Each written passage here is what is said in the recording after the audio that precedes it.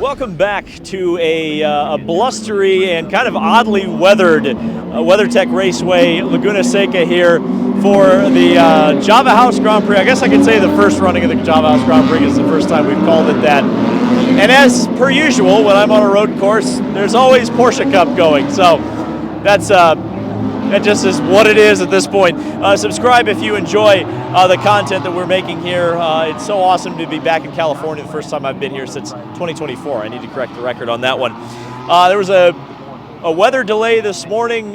For some reason, we forget because some friends of mine from California said it was clearly scheduled by a Midwesterner, this schedule, because we forget that there is fog that rolls in the morning, and the fog stayed and we couldn't run a helicopter. So we lost the first session of the day, but it really didn't matter. We rolled right into qualifying. We qualified for the Java House Grand Prix, and we even had the morning warm-up. So believe it or not.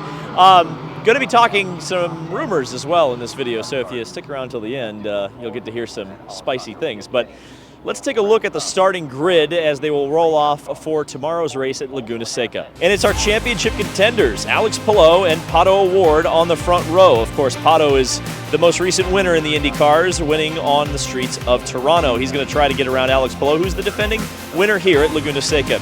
Colton Herta is always good here and was fastest in the morning warm-up. Josef Newgarden back in the Fast Six for the first time in a long time for Josef. You'll hear from him actually later in this video. Will Power on the inside of row number 3, and the heir apparent to that number 12 car alongside of him, David Malukas. Christian Lundgaard in position 7 for car number 7, alongside of Graham Rahal, who's been qualifying pretty well this year. Louis Foster, his teammate, just behind him, and on the outside is Marcus Armstrong, who had a great result at Iowa. Christian Rasmussen is flying the hometown sponsor colors for ECR in 11th, and Felix Rosenquist, that incredibly colorful machine on the outside. Scott McLaughlin missed out in Q1. He will roll off 13th, and the Kiff Dog on the outside. You can never count out the Kiff Dog agenda. Marcus Ericsson is the slowest of the Andretti cars, and Nolan Siegel is the slowest of the McLarens. Then Rinus VeeKay, who says his barber setup should translate here. Kyle Kirkwood, who had, well, actually, I was unfair to Marcus there. Kyle Kirkwood's the slowest of the Andretti cars. He had a bad qualifying effort. Scott Dixon, way back in the field in 19th position, alongside of Santino Ferrucci. Jacob Abel with a solid qualifying effort, especially compared to his teammate Rinus VeeKay in 21st. Alexander Rossi to the outside of him. Rossi's had a bad weekend so far. Also having a bad weekend is Connor Daly in the Purple Sex Machine. Love that AM/PM livery, just looks great, alongside of Callum Ilott starting in the 24th position. Bad weekend right now for the Prema team, at least not in qualifying. Robert Schwartzman on the inside of row number 12, or on the inside of row number 13. Stingray Robb on the outside. Alone in row number 14, all by himself, is Devlin DeFrancesco. So I mentioned Colton Herta fastest in the morning warm-up. Alex Palou was second. Scott Dixon is third. I think it's going to be very difficult to pick against Alex Palou for the race, and I'm saying kind of obvious things right now, aren't I? Josef Newgarden spun. That was the only incident really to report from the morning warm-up, which takes place in the afternoon here. Makes a lot of sense.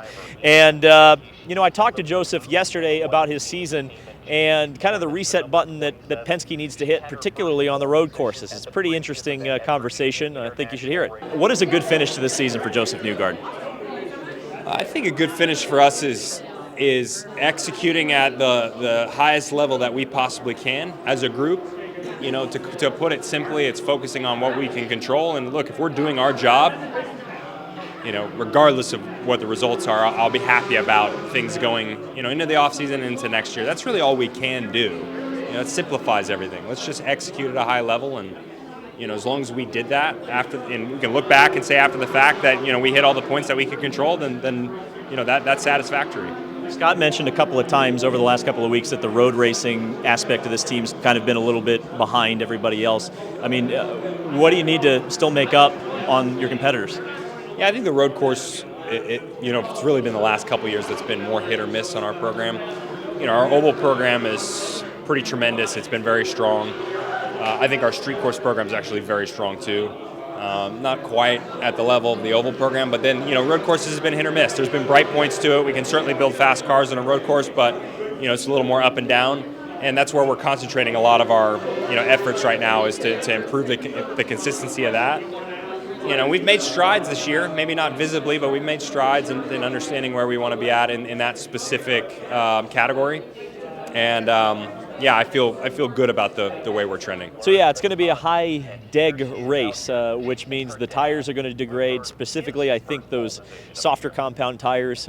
So potentially, I think especially with the track progression not really going to be a factor, I think you're going to see a desire to get off of the alternate compounds pretty quickly. Probably a black race, but we don't know that for sure. So we'll see.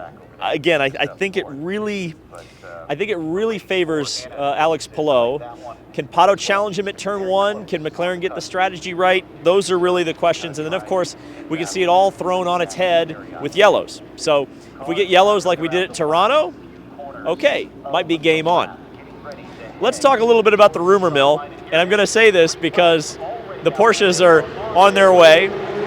It's almost like the Porsches don't want me to talk about our favorite topic here on this channel, which is rumors and speculation.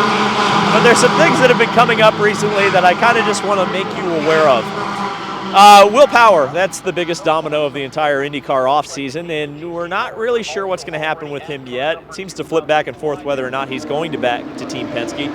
This weekend, it's the entire paddock saying that Will Power is not going back to Team Penske. So where will he go? Will he race in IndyCar? I could see him potentially with an A on his suit next year and maybe with an H as well on there. I don't know. We could see that.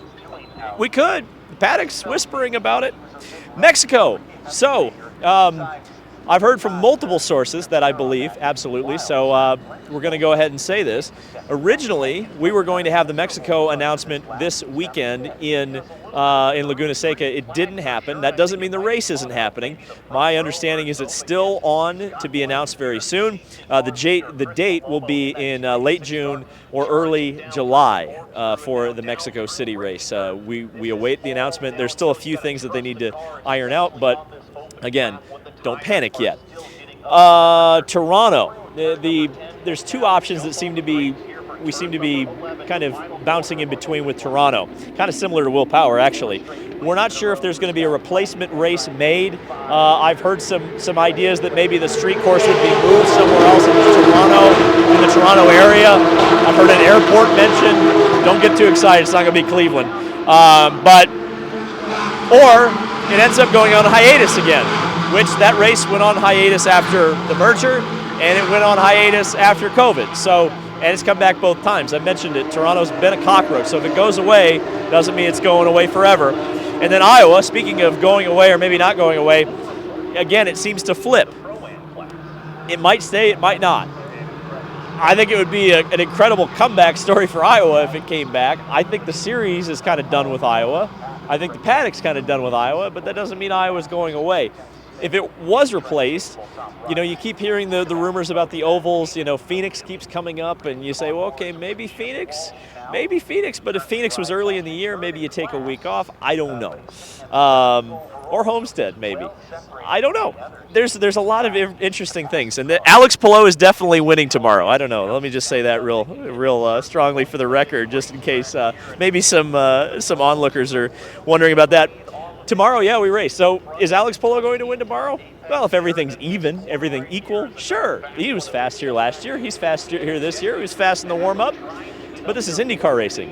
And I think a lot of people expected him to win Mid-Ohio, and he didn't. So tune in tomorrow on Fox. Try not to just watch the Brickyard. I don't know. Don't compete against each other. Thank you guys so much for watching this video. And we will be in the next video talking about Laguna Seca. Thank you guys, and we'll see you then.